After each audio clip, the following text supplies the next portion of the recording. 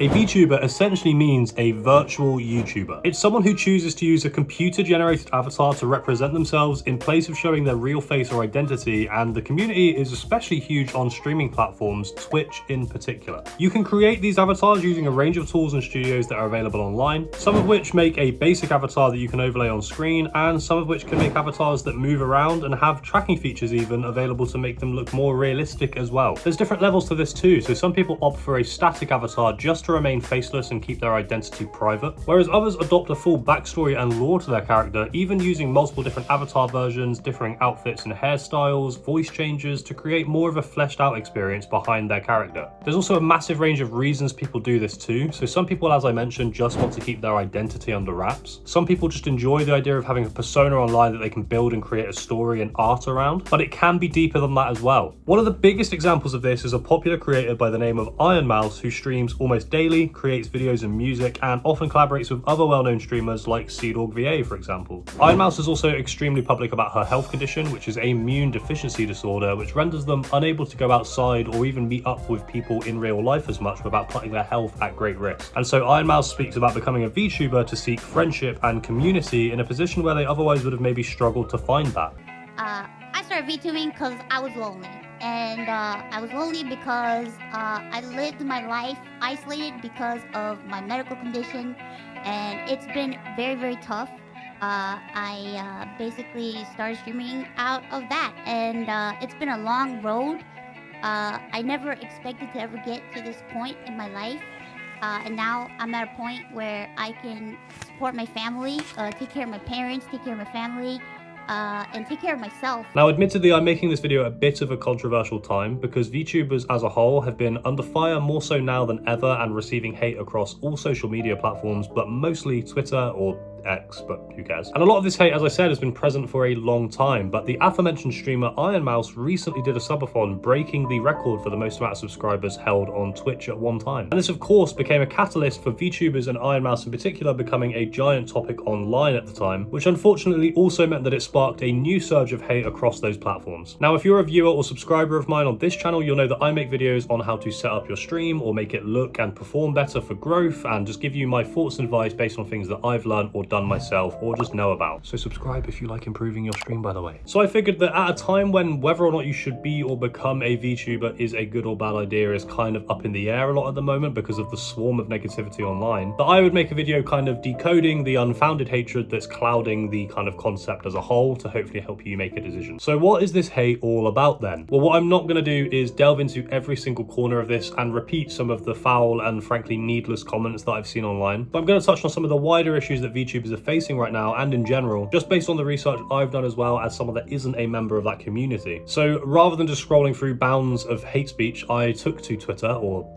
X, and I looked at some of the tweets from VTubers themselves to hear firsthand about the issues that they've been facing. Easily the most prevalent thing I saw right away is this blanket assumption that any female presenting VTuber is just some 40-year-old man somewhere hiding behind this avatar as a way of garnering an audience. This is something I saw people talking about a lot in the VTuber community, and kind of the frustrations that come with wanting to pursue streaming and remain private, but then dealing with the pressure from these assumptions online, to the point at which some people I've seen have even ended up showing their face a few times and succumbing to that pressure just to prove a point. And this goes hand in hand with another blanket assessment that these haters seem to be making online, which is that VTubers are only doing this because they are ugly and are hiding behind their avatar to, you know, avoid them having to show their face. I also saw that a massive amount of the hate from the Ironmouse subathon that I mentioned earlier on kind of stemmed from the premise of, why are people giving money to this fictional character on a screen that doesn't exist? Now, these things are kind of crazy to me, because in my mind it's no different to making a similar blanket statement of games make people violent, or something like all gamers are just sweaty nerds in a basement. I think largely a lot of this hatred is coming from a place of people being unwilling to kind of accept something new and different, and not educating themselves on even more than 5% of a topic before making a huge and largely inaccurate generalization on something. The other thing to consider here with those comments that I mentioned is that regardless of how close someone does or doesn't look to their avatar, they are still a human behind that screen. They're putting in the same amount of effort to their creative endeavors, if not more, with the artwork that they have to make on top of just doing the stream. And honestly, if you really think about VTubing, it's it's no different to just being a faceless streamer. There's just an avatar there instead of nothing, which if anything is more engaging and impressive. When I looked into this, I saw a lot of VTubers taking stances and defenses against a lot of this hatred on the platform. And even when people have taken to the desperation of just showing their face to kind of shut people up and prove that point, or combating the hatred with valid points and educating people online, the goalposts unfortunately then just get moved to any other nook and cranny of that niche that people can blindly hate on even further. Because unfortunately, a lot of the people making these comments, particularly over on Twitter or X, are unfortunately people just doing this for the evil need to be negative for no reason and make people feel bad. At the end of the day, yeah, there could be a 40-year-old man somewhere who streams using an avatar because he doesn't like the way that he looks and doesn't want to reveal his face when he's streaming. So what? Whilst I might be broadening this statement to a larger issue that plagues the entire of the internet, if you really are so anti-VTubers in their entirety for any silly reason that you can kind of muster up, or if you're against anything online in general, you can just not watch it and let them enjoy their space and not try and tear down something that they're building. It's entirely unfair to make people feel like they can't pursue their dreams and goals in any avenue, but particularly in a creative niche that does have a part of the community that do have legitimate privacy and safety concerns, health issues that limit them, and a bunch of other good reasons to be doing this in the first place. Now, I've only seen a few clips, streams, and videos of VTubers over the years, especially the bigger ones when there's events on and such, but I spent a few hours whilst making this video today looking into the wider scene of VTubers as a whole. And in my time doing this, I've seen some incredible creations and communities of people that are dedicating a lot of time and effort into creating a virtual space that feels welcoming and joyful, and generally just a plethora of talent that was awesome to see. So if you clicked on this video because you're wondering, is being a VTuber a good idea? Are you considering it maybe? My answer